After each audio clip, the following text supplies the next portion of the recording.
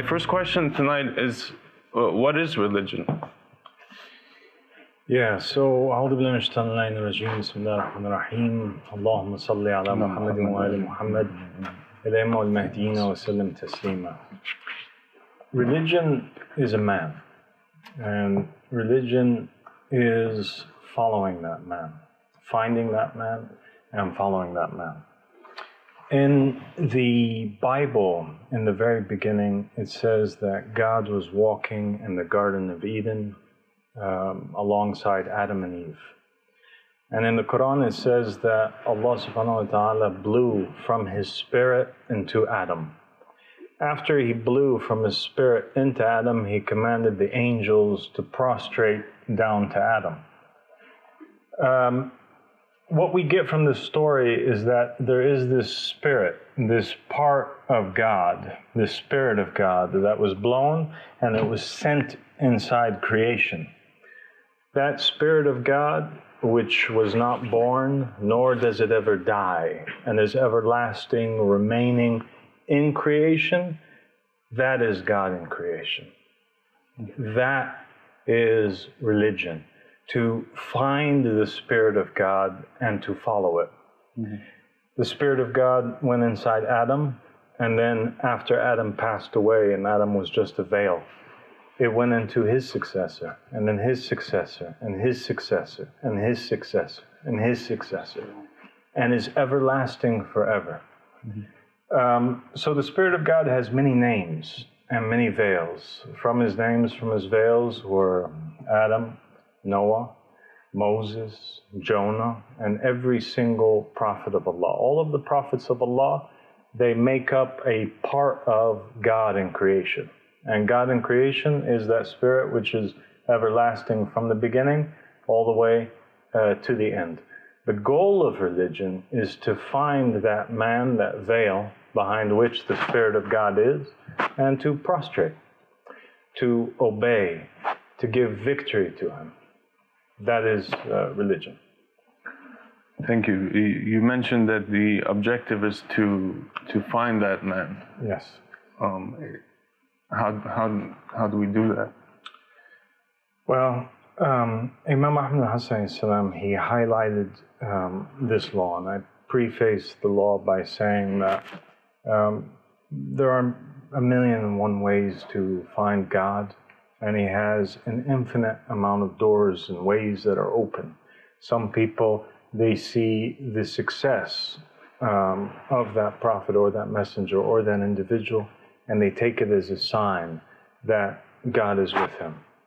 This was the case with Saul when he gave David the task to go forward and gather for him 100 foreskins of the Philistines. And David went and he came back and he brought 200. And it says in the Bible that Saul looked upon David and his accomplishment and the success that he had, and he said, God is with him. So he recognized him in that way. Some people recognize the Spirit of God through istikharas. Some people recognize the Spirit of God through dreams in which the infallibles have guided them, or God guided them in that dream to this individual. Mm-hmm. Other people have believed through miracles. But what we do know is that while these are all ways, these are not the absolute way. There is a law. It's a criteria of 3 parts that every single person whom has in him the Spirit of God has to fulfill. Mm-hmm. 1, he has to be appointed by God, because God is the only one who can appoint a king, an authority, a successor, a ruler on the earth. He's the only one. Mm-hmm. And that's why we find in the Quran and in the Bible, when the Israelites, when they wanted a king, they had to go back to the prophet Samuel, and they said, Samuel, please ask God to appoint for us a king. So they couldn't appoint themselves and they couldn't elect a king, but rather they had to ask God to appoint one. And God, in the beginning, He appointed Adam. So this person has to have what we call the will. He has to be appointed, just like God appointed Adam and said, this is my successor. Now everybody bow down. He's my caliph in the earth. a successor must be appointed, either publicly or they have to claim a will from the past. Public appointments is like Jesus ﷺ, when he appointed very clearly in front of the people Simon Peter, and he said that this is his rock which he will build his church on. We have the public appointment of Aaron ﷺ and Yusha ibn Nun, Joshua, by Moses. We have the public appointment of Ali ibn Abi Talib by Muhammad ﷺ. And then we have also claiming of the will, like we have the claiming of the will by Moses, who said, I was mentioned by Joseph. We have the claiming of the will by Muhammad ﷺ, who said, I'm the comforter, who Jesus mentioned before. And this is my name in his words, in his text. We have Ahmad Hassan Salam, who claimed the will of Rasulullah ﷺ, which he wrote on his deathbed and said, whoever follows this shall never go astray. And he said, I am the name Ahmad in that will. So the will, your name being mentioned by a previous successor, aka being mentioned by God, this is a must. You can't have a caliph of Allah or somebody coming forth and saying it is obligatory to obey me, but at the same time their name cannot be found anywhere. The second thing is that he has to be the most knowledgeable of the people. And I think that this law, everybody agrees to it. The Buddhist would certainly agree that the Buddha has to be, or the Dalai Lama has to be the most knowledgeable. The Catholics will agree that the Pope has to be the most knowledgeable and the final word.